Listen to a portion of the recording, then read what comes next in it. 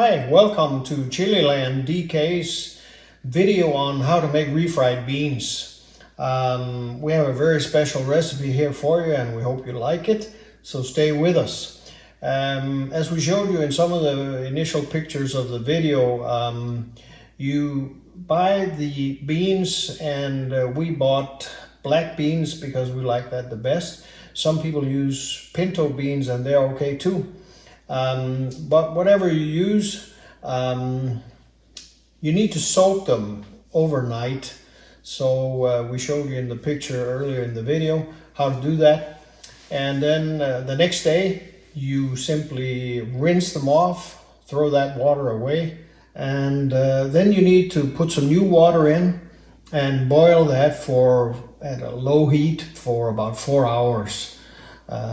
It's very important to rinse the first batch of water off so we get all the impurities off. Okay, we're back again and we're going to show you the ingredients that we need for this.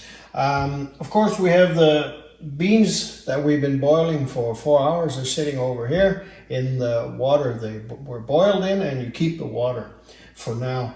Then we have some finely chopped white onions. You can use yellow onions or red onions too. And then we have some garlic and some salt.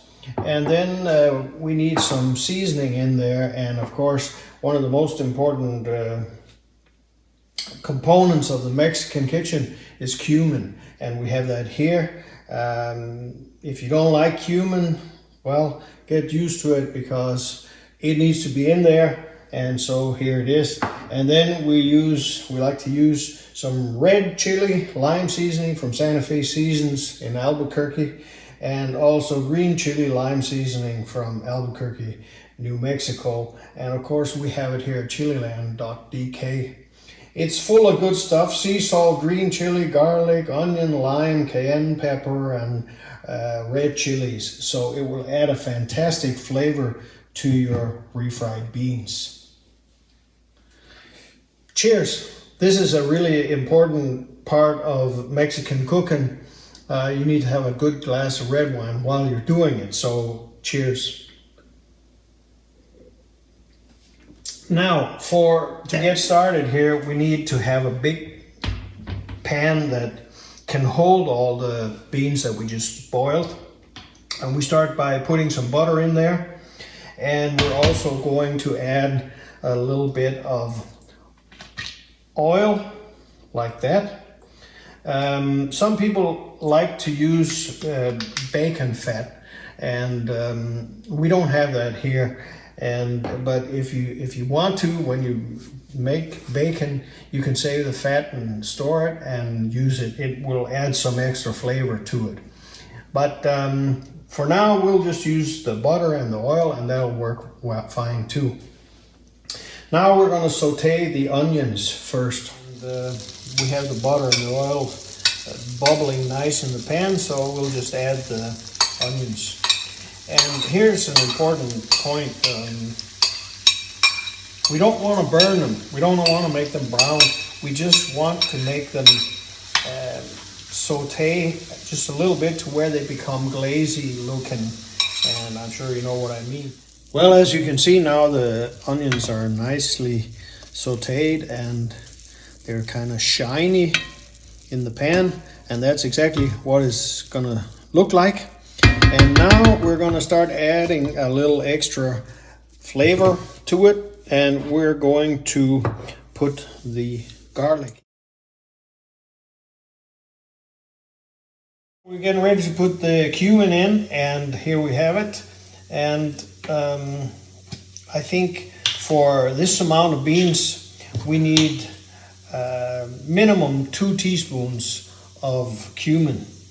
And it's okay to not be stingy with it because it tastes fantastic. And by the way, if you don't think it's enough, if you think it needs a little more, you can always add that later on in the process when we taste it. So we'll start with 2 teaspoons. And then we need 1 teaspoon of red chili lime seasoning.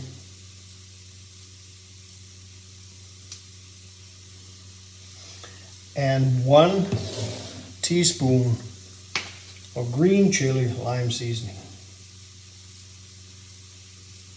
And it just smells fantastic. So can't wait to taste the finished result. And we haven't added any salt yet. We'll do that later.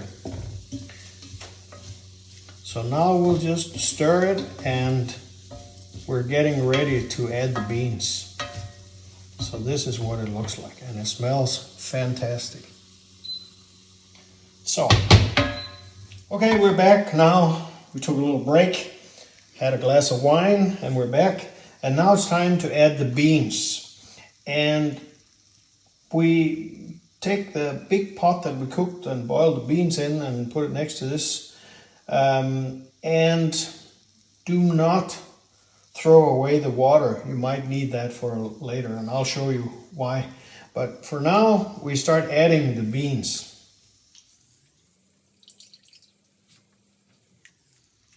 Looks fantastic. And by the way you can tell the beans are ready is that you can mash them like this, like that. Okay, then you know they're ready. We put some of the beans in the pan here, and now it's time to give it a stir to mix it all up. Look how nice it looks. And we're mixing everything together. And I didn't put all the beans in yet. I will in just a minute. But for right now, let's just mix it up as good as we can here. And we'll put a few more beans in. And we still haven't used any of the water from the beans. You need that if the refried beans if it's too thick, too chunky, then you can supplement with a little bit of water, and I'll show you how to do that a little bit later. But for now, let's just mix it, and then we're ready to get the mixer out, and you will see this turning into fantastic, delicious refried beans in like magic in just a minute or two. So, okay, now we're getting ready to make refried beans. So, depending on how much you mix it, it'll be more or less chunky. I like it real chunky, so I will not make it too smooth, but it's up to you, and you can try your way through it and see what suits you best. But here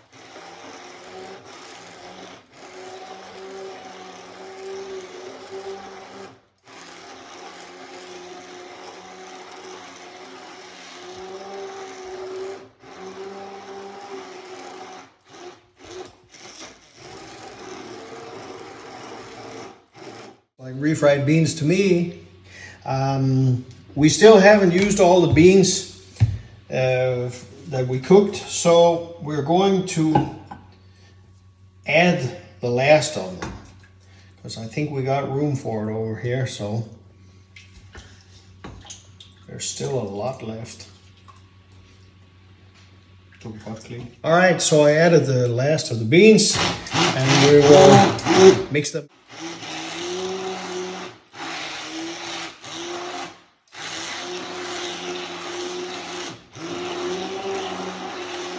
Before I do this all the way, I'm just going to taste it and see if there's how much salt it needs, because now is a good time to add the salt before you're ready with the mixing.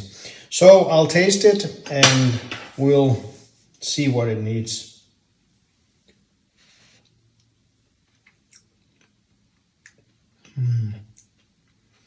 Perfect. Could use a little bit more cumin, so we'll add a little bit of that. And some salt, and we use Himalaya salt here. We like that, so we recommend that. We'll put a little bit of that in. Of course, you add salt to taste how much you like. So let's do the final mix here, and our refried beans will be ready. Here's the deal. This is really important. We think we do this a lot ourselves, and what we want to do now is to put some of the refried beans in a plastic mold like this. I think you use it sometimes to make cupcakes and things like that in. And the idea, of course, is that we put it in here and then we freeze it. And then when it's all frozen, you can pop them out, put them in plastic bags or glass containers, 2, 3, 4 at a time. And then when you need it on Wednesday night or Sunday afternoon, you can just go to the freezer and take them out, heat them up again, and they're all ready to go. It's a fantastic way. It's the same thing, really, like we were talking to you about the salsas. If you don't use the salsa quickly, you can freeze some of it. Maybe you can find some small containers, Tupperwares or something, that you can put some of it in, maybe half of it, and then save it in the freezer, and voila, then you have hot sauce that doesn't go bad in the freezer. But here goes. I'm going to try and do this nice. It's not always easy, but we'll put it in here like this.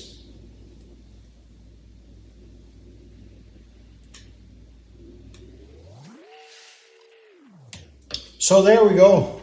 Now it's in the form. So we'll let it cool off now, and then we'll put it in the freezer. And then tomorrow we'll take them out and we'll show you just what it looks like and how we pack them in plastic bags. The refried beans are frozen. Well, now we're going to take them out of the mold, and it's going to be very easy. We already loosened a few of them, so I'll just take them out with my hands. So here we go. Just put them in the glass container like this.